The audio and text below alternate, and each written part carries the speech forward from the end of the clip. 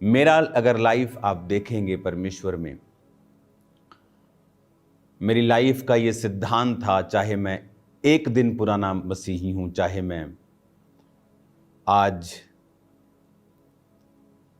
22 साल पुराना मसीही हूं, मैंने हमेशा परमेश्वर को पब्लिकली महिमा दी है।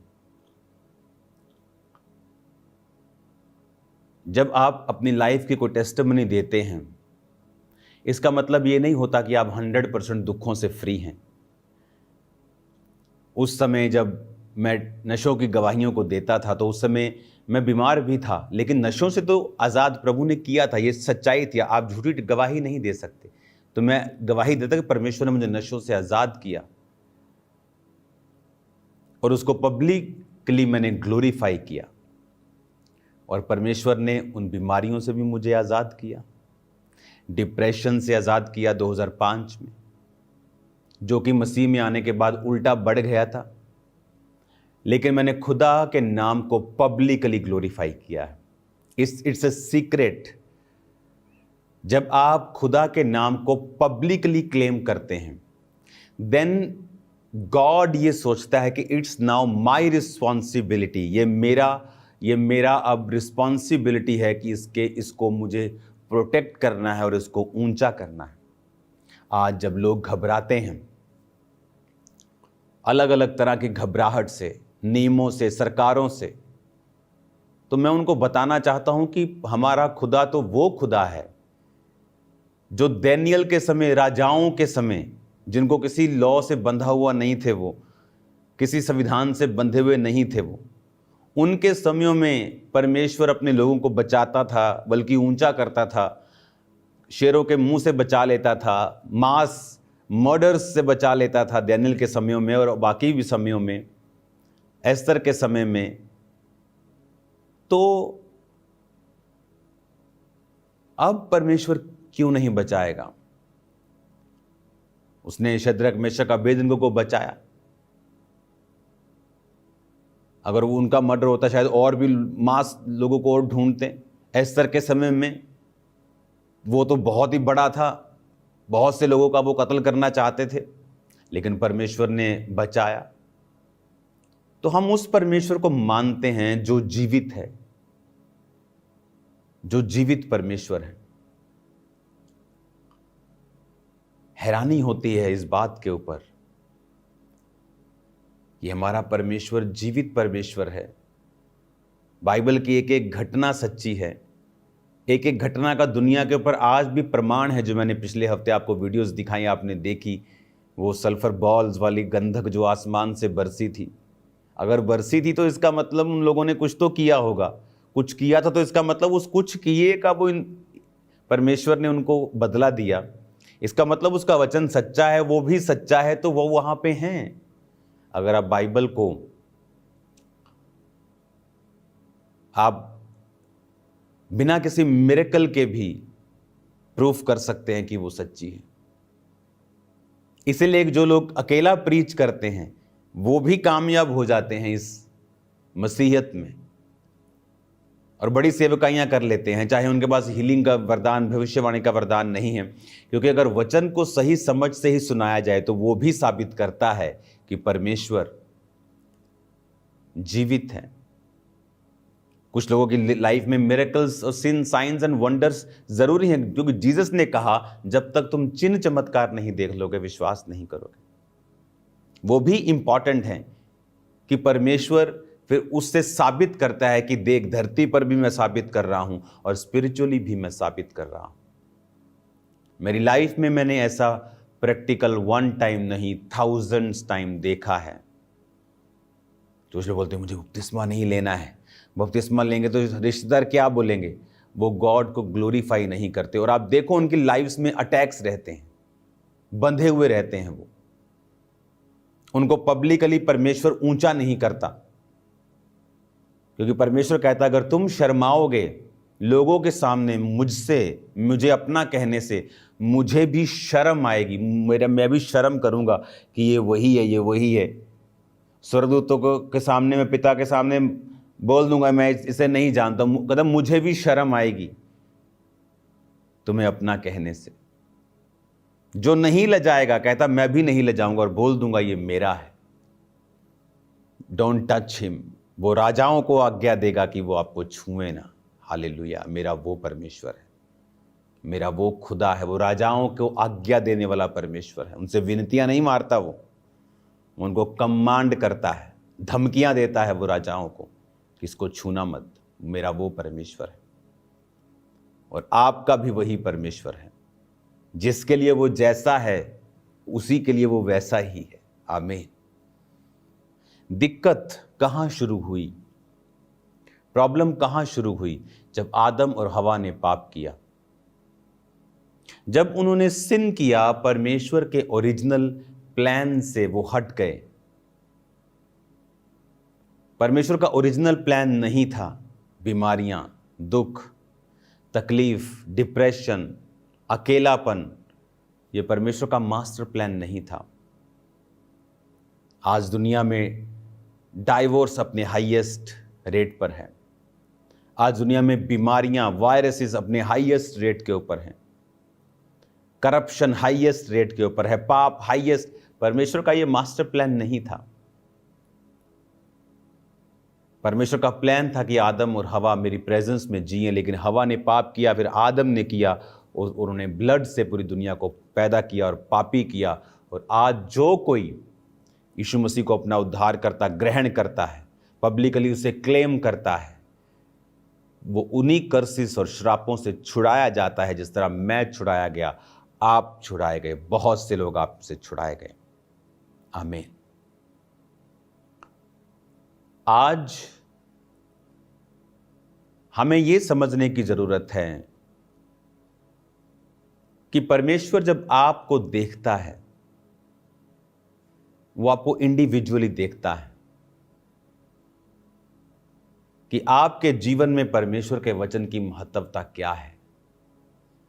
जब परमेश्वर ने इज़राइल को चुना तो परमेश्वर ने कहा, मैंने तुझे इसलिए नहीं चुना कि तू बहुत बड़ा था, तू सब जातियों में सबसे छोटी जाति थी, यानी स्मॉल थे बहुत नंबर्स में, तुम कमजोर थे, और मैंने तुझे इसलिए चुना कमजोर जाति को कि इस पूरी धरती के ऊपर अगर मुझे अपना आप प्रकट करना है तो सबसे पहले मैं कमजोर को चुनूंगा और उनके द्वारा मैं अपनी महिमा करूंगा, ताकि लोगों को मालूम हो कि ये अपने बल, ताकत, बुद्धि, स्किल से नहीं जीत रहे हैं, ये परमेश्वर का कार्य है।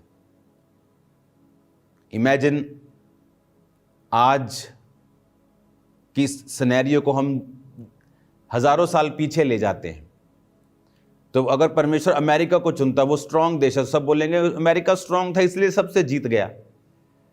लेकिन आज अगर परमेश्वर सबसे कमजोर देश को चुन ले, जिसका नाम तक नहीं सुना, और फिर कहे मैं इस देश के द्वारा अपनी महिमा करूंगा और इस देश के द्वारा सब देशों के ऊपर मैं अपनी ग्लोरी को साबित करूंगा, अपनी मजबूती को साबित करूंगा, फिर महिमा होती है परमेश्वर की कि ये देश तो कुछ भी नहीं था, इसने कैसे इतने बड़े देश को हरा दिया, इसने कैसे इतने बड़े देश से। आप मेरी बात समझ रहे कि नहीं? उसी तरह परमेश्वर कहता, मैं तुझको चुनता हूं।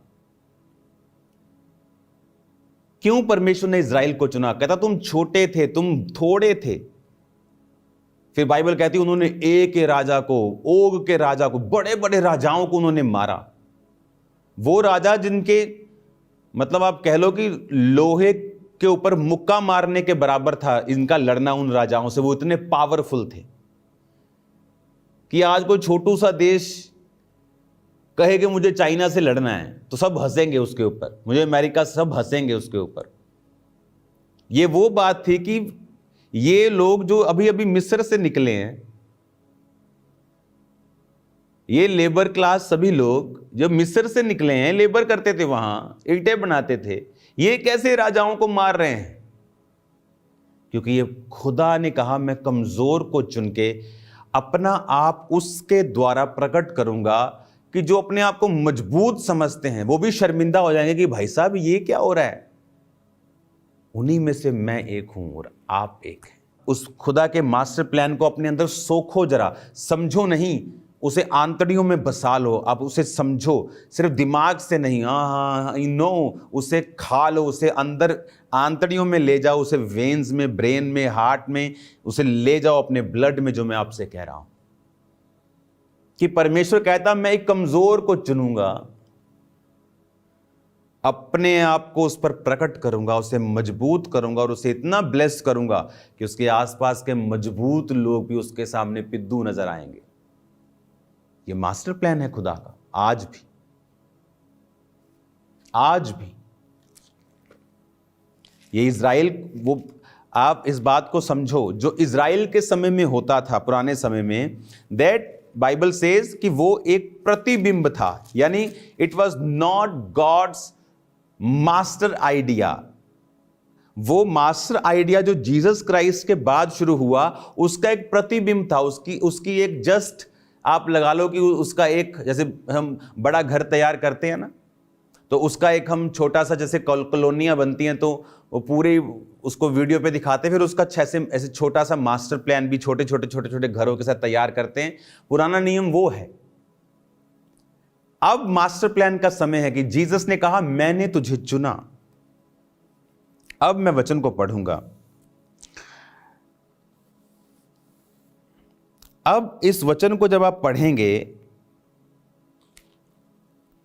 1 कुरिन्थियों 1:26, हे भाइयों, अपने बुलाए जाने को तो सोचो, ना शरीर के अनुसार बहुत ज्ञानवान, ना बहुत सामर्थी, ना बहुत कुलीन बुलाए गए, परंतु परमेश्वर ने जगत के मूर्खों को चुन लिया कि ज्ञानवानों को लज्जित करे, और परमेश्वर ने जगत के निर्बलों को चुन लिया कि बलवानों को लज्जित करें।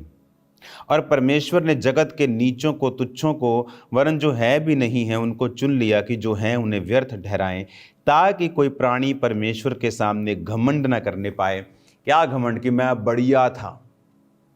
इमेजिन करो, मुझे प्रीचिंग गिफ्ट देने से पहले परमेश्वर ने डिप्रेशन में वो मुझे लेके गया, जहाँ कलीसिया के सामने, कलीसिया भी बड़ी नहीं, 27-28 लोगों के सामने ऐसे करके मैं बैठ नहीं सकता था, नीचे मुँह करके मुझसे तालियां बज पाती थी।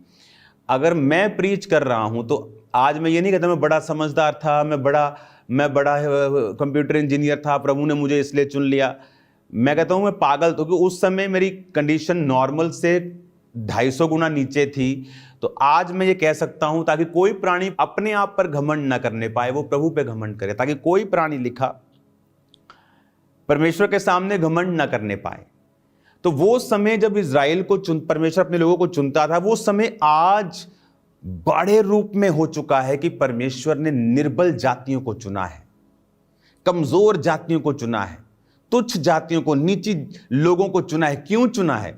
ताकि उन्हें वो इतना बड़ा करना चाहता है कि जो अपने आप को बड़ा समझते हैं वो उनके सामने छोटे लगे। That's the master plan. यही परमेश्वर का प्लान है आपके लिए।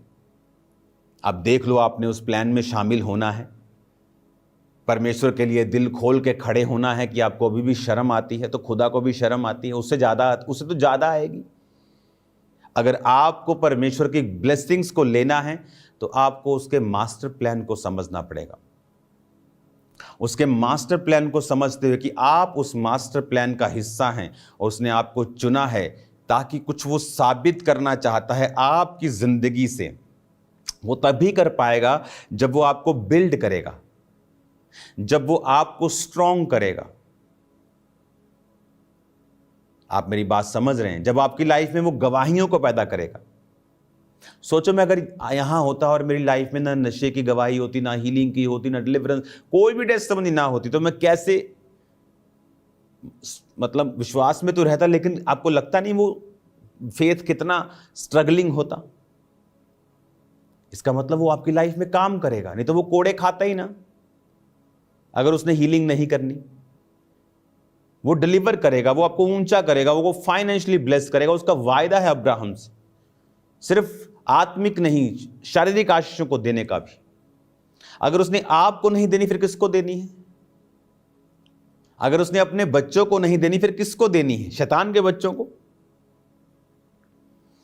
आपको यह बात समझनी है और परमेश्वर के मास्टर प्लान के नीचे आपको रहना है। और उसका मास्टर प्लान कैसे खत्म होता है? जब एक व्यक्ति पाप में चला जाता है, तब उसका मास्टर प्लान जो है वो खत्म हो जाता है। अब एक वचन को मैं आपको पढ़ के सुनाऊंगा, इज़ीकियल 5 बाब उसकी 14 आयत को। मैं तुझे तेरे चारों ओर की जातियों के बीच सब आने जाने वालों के देखते हुए उजाड़ूंगा और तेरी नाम धराई कराऊंगा। इसलिए जब मैं तुझको कोप, जलजलाहट और रिस वाली घुड़कियों के साथ दंड दूंगा, तब तेरे चारों ओर की जातियों के सामने नाम धराई, ठट्ठा और शिक्षा और विस्मय होगा, क्योंकि मुझ यहोवा ने ये कहा है। ये उस समय होगा जब मैं उन लोगों का नाश करने के लिए तुझ पर महंगी के तीखे तीर चलाकर तेरे बीच में महंगी बढ़ाऊंगा और तुम्हारे अन्न रूपी आधार को दूर करूंगा। महंगी और दुष्ट जंतु तुम्हारे बीच में मैं भेजूंगा, जो तुम्हें निसंतान करेंगे, और मरी और खून तुम्हारे बीच चलते रहेंगे। मैं तुम पर तलवार चलाऊंगा, मुझे यहोवा ने ये कहा है। अब ये आता है उसका उल्टा, जो मैंने अभी कहा परमेश्वर ने आपको क्यों चुना है। अब ये यहोजकेल जो है, ये बंदियों के बीच में है। बंदी क्यों बने इजरायली? पाप के कारण। और जब सब बंदी बने तो उनमें सब पापी तो नहीं थे, उसमें परमेश्वर यहोवा को मानने वाले सही लोग भी थे।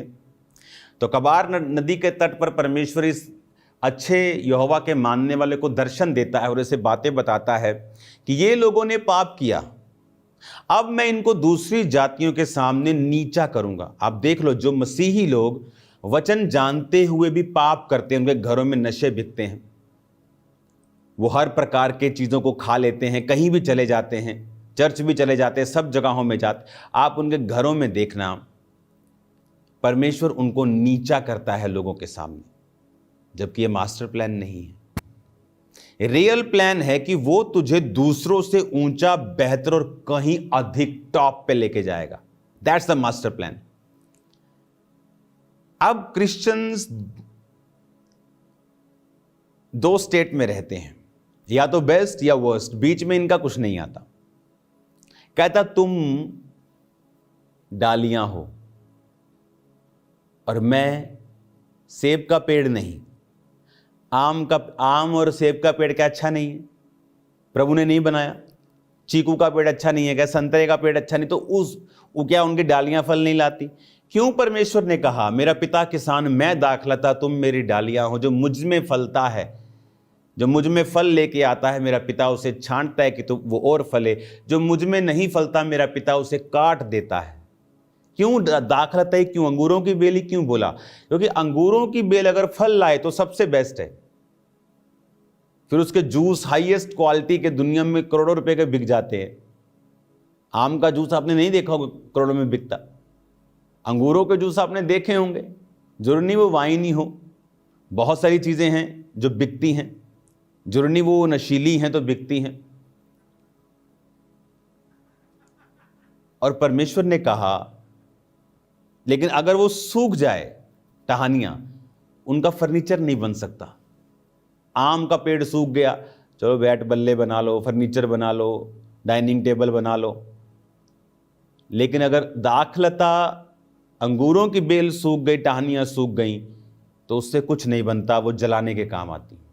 तो या तो तुम बेस्ट करोगे, वो तुम्हें सबसे ऊंचा करेगा, तुम्हें लोगों को दिखाएगा, तुम्हें परफेक्ट करेगा, तुम्हारे जीवन में ऐसी आशीष देगा, तुम्हें प्रोटेक्शन देगा, तुम्हारी जिंदगी में आशीषों की बारिश करेगा, तुम्हें इतना बुद्धिमान करेगा कि बुद्धिमानों को वो खुद मूर्ख लगेंगे, तुम्हें इतना हाई लेवल में वो लेके जाएगा। या तो ये प्लान है। तो या कहता दूसरा प्लान है कि मैं तुम्हें विस्मित करूंगा, नामधराई का कारण होगा, ठट्ठा लोग तुम्हारे साथ मजाक करेंगे। जब तुम लोगों, आप देखो जो क्रिश्चियन पास्टर्स पाप में गिर जाते हैं, लोग उनका कितना ठट्ठा करते हैं, आप देखो इंटरनेट के ऊपर। वैसे कोई आपका मजाक उड़ाए बिना पाप के, वो लगता ही नहीं है, आप और ऊंचे हो जाते हैं। उनको शर्मिंदगी फील होती है कि हम तो इसको ये ट्रोल कर रहे थे, हम तो इसको सोच रहे थे कि हम इसके बारे में बोलेंगे, ये तो नीचे जाएगा। देखते यार थोड़े दिन बाद ये तो और ऊंचा जा रहा है, ये तो इतना ऊंचा, तो गर्दन थक जाएगी हमारी ऊंचा देखते थे। लोगों की गर्दन थकने वाली आपको ऊंचा देखते देखते इन जीसस ने। एक समय आएगा आपको दूरबीन से देखना पड़ेगा, वो भी गर्दन ऊंची करके। उनको मैं आपको बता रहा हूं, ये परमेश्वर की बात है आपके लिए। तो या तो परमेश्वर के पास आपके लिए बेस्ट पड़ा है, तो या फिर परमेश्वर के पास आपके लिए वर्स्ट है। दो चीजें ही हैं, या तो स्वर्ग है बेस्ट, या नरक है द वर्स्ट। बीच वाला कोई नहीं है। या तो कहता तुम टॉप पे जाओ, या फिर दूसरों से भी नीचे जाओ। क्योंकि तुम मेरा वचन नहीं सुनकर सुधरे नहीं। या टॉप पे जाओ, उसने कहा नहीं तो मैं तुम्हें ठट्ठा होने का, विस्मय होने का, घुड़कियों के साथ, धमकियों के साथ, कोप, जलाहट, तुम्हें दंड दूंगा, महंगी होगी, तुम्हारे फाइनेंस के ऊपर ट्रबल होगा, तुम्हारे बच्चों के ऊपर तलवारें चलेंगी। उसने कहा मरी होगी, महंगी होगी, फाइनेंशियल प्रॉब्लम्स होंगी, बीमारियां होंगी, अलग अलग तरह के डिप्रेशंस होंगे। उसने कहा तो या कहता वर्स्ट है, तुम चुनो। कहता तुम्हें क्या चाहिए, बेस्ट चाहिए कि वर्स्ट चाहिए? हमें चुनना है कि हमें क्या चाहिए। परमेश्वर का यह मास्टर प्लान है। कहता महंगी दुष्ट जंतु भेजूंगा, मरी खून तुम्हारे बीच चलते ही रहेंगे, ट्रबल्स ही कहता रहते होंगे। क्यों? ये वचन कहता है। और जब हम वचन को इग्नोर करेंगे, हम अपनी बीमारियों, अपनी मुश्किलों का कारण हम खुद ही रहेंगे। हालेलुया। अब एक वचन को मैं पढ़ूंगा और यह वचन होगा इब्रानियों की पुस्तक, उसकी 4 आयत में। मैं 1 से पढ़ता हूं ताकि आपको उसका फुल सिनेरियो समझ आए। कहता इसलिए आओ मसीह की शिक्षा की आरंभ की बातों को छोड़कर हम सिद्धता की ओर आगे बढ़ते जाएं, मरे हुए कामों से मन फिराने, परमेश्वर पर विश्वास करने, बपतिस्मा हाथ रखने, मरे हुओं में से जी उठने, अंतिम न्याय की शिक्षा रूपी नींव फिर से ना डालें। यदि प्रभु चाहे तो हम यही करेंगे। क्योंकि जिन्होंने एक बार ज्योति पाई है, जो स्वर्गीय वरदान का स्वाद चख चुके हैं और पवित्र आत्मा के भागी हो गए हैं और परमेश्वर का उत्तम वचन और आने वाले युग की सामर्थ्य का स्वाद चख चुके हैं, यदि वे भटक जाएं तो उन्हें मन फिराव के लिए नया बनाना अनहोना है, क्योंकि वो परमेश्वर के पुत्र को अपने लिए क्रूस पर चढ़ाते हैं और प्रगट में उसके ऊपर कलंक लगाते हैं। जो अभी ध्यान से पढ़ना। अब पौलुस कह रहा है कि हम अब बेसिक शिक्षा को छोड़कर ले हैंड हीलिंग, वो ये नहीं कह रहे ऐसे बंद कर दो, बल्कि कहता आओ अब हम ग्रो करें। हम समझ गए हैं जीसस क्राइस्ट परमेश्वर है, पर आओ अब हम फ्रूटफुल हों, कैरेक्टर में, चरित्र में, काम करने में। सिर्फ बातें ही ना करें इंटरनेट पे मसीह की हम कि हम बहुत धर्मी हैं, हमारे जैसा कोई धर्मी नहीं है, बाकी सब पागल ही हैं। कहता काम करके दिखाओ, रूहें बचा के दिखाओ, फ्रूट से, अपने फलों से कार्य करो। उसने कहा। अब कहता 7 आयत में, जो भूमि वर्षा के पानी को जो बार बार उस पर पड़ता है पी पी कर जिन लोगों के लिए वह ज्योति बोई जाती है, उसके काम का साग पात उपजाती है, तो वो प्रभु से आशीष पाती है। यदि वो झाड़ी ऊंट कटारे उगाती है तो निकम्मी और श्रापित होने पे है और उसका अंत जलाया जाना है। अब वो कहता कि जो भूमि जब बार बार वर्षा का पानी उस पर पड़ता है, वो साग पात उपजाती है, तो वो आशीषित होने पे है। कहता अगर तुम्हारा जीवन जो बार बार पानी तुम पे पड़ता है, वचन का पानी तुम पे पड़ रहा है अभी भी, आपको क्या लगता है कि मैं आपको वचन दे रहा हूं? प्रभु का आत्मा आपको वचन दे रहा है, वो आपको भी दे रहा है और मुझसे भी वो बात कर रहा है। ये वचन मेरे लिए भी है। कहता अगर तुम वचन सुन सुनकर अब साग पात उपजाते हो, लोगों के काम आते हो, तो कहता आशीषित होने को। लेकिन अगर तुम ऊंट कटारे उगाते हो कि वचन सुनकर भी व्यभिचारी हो कि मैंने तो नहीं प्यार मिला, ऐसे लोग भी हैं, व्यभिचार करते बोलते मुझे प्यार मिला। अभी चर्च में व्यभिचार, लोगों के लाइफ में ऐसे भी हैं, चर्च आते हुए व्यभिचारी भी हैं। इमेजिन करो किस आग के वो वेट कर रहे हैं, किस नर्क के भागी वो होंगे। पौलुस कहता है ऐसे पापों पर तुम उलाहना नहीं देते हो, बल्कि घमंड करते हो कि मुझे तो प्यार मिला अभी। और दोनों अपने अपने घरों में शादीशुदा हैं या अनमैरिड हैं, उसमें से कई लोग, लेकिन दोनों पति पत्नी नहीं। आप कैसे कहता परमेश्वर की आशीषों को ले सकते हो? कहता तुम्हारा अंत जलाया जाना है कि तुम वचन सुनकर भी ऊंट कटारे उगा रहे हो और प्रभु को फल नहीं दे रहे हो। कहता मैं आता हूं फल पाने की इच्छा से, और जब तुम फल नहीं लाते फिर तुम्हारा कुछ बैट बल्ला नहीं बनेगा, तुम सीधा जलाए जाओगे। या तो बेस्ट करोगे या वर्स्ट करोगे। या तो सबसे ऊपर या सबसे नीचे, बीच का कोई स्थान नहीं, या तो स्वर्ग जाओगे। तुम सोना देखते हो तो कितना ग्लोरियस लगता है ना, वो छोटी सी इयरिंग, छोटी सी मुंदरी, कितनी ग्लोरियस लगती। सोने की सड़कें हैं, रियल सोने की सड़कें, रियल वाले की। स्वर्ग इमेजिनरी नहीं है, आप आत्मा में इमेजिनरी वर्ल्ड नहीं है वो, इससे रियल है वो, इससे रियल वर्ल्ड है स्वर्ग। वहां रंग बिरंगे पानी है, मैंने देखे हैं, एक दर्शन मैंने देखा था स्वर्ग, रंग बिरंगे वाटर्स हैं वहां। सो ब्यूटीफुल, इतना मार्वलस, ग्लोरियस है। सोने की, रियल सोने की सड़कें इमेजिन करो, और बड़ी बड़ी खुली खुली बड़ी सड़कें सोने की, कैसा होगा वो।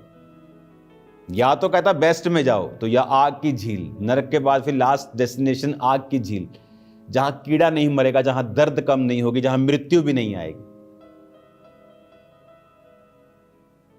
जब वो खाना पकाते वक्त लग जाती है ना हाथ में, वो गर्म लगता है एकदम से, ऐसे करता है आदमी। सोचो वो गर्मी, उससे कई हजार गुना, लाख गुना गर्मी लगातार आपको लग रही है, और आप मर नहीं रहे हैं, लेकिन वो पेन हो रही है, लेकिन मर नहीं रहे हैं। और अनंत पीड़ा तक लोग वहां रहेंगे, क्योंकि उन्होंने परमेश्वर के वचन को समझा नहीं और उसे तुच्छ समझा, और संसार की चीजों पे मन लगाए रहे, संसार को खुश करने की इच्छा से, या संसार को नाराज ना करने की, वो नाराज ना हो जाएं। इमेजिन करो। तो परमेश्वर कहता अगर तुम पर पानी पड़ रहा है तो फल लाओ, और फिर देखो तुम्हारी लाइफ को किस तरह से परमेश्वर ब्लेस करता है। वो तुम्हारे बच्चों के लाइफ की डायरेक्शंस को सेट करेगा, एवरीथिंग सेटल्ड होना शुरू होगा। जैसे जैसे टाइम बीतता जाएगा तुम्हारी लाइफ में, तुम्हारे जीवनों में, तुम देखोगे अपनी लाइफ में बेस्ट होना स्टार्ट होगा, और ऐसा बेस्ट जो तुमने पहले कभी नहीं देखा होगा, और वो बेस्ट ऐसा होगा। अपने हाथों को उठाएंगे, थैंक यू जीसस। खुदा बाप, एक एक वचन जो आज मैंने इनको बोला, इनकी जिंदगियों में फलों को लेके आया।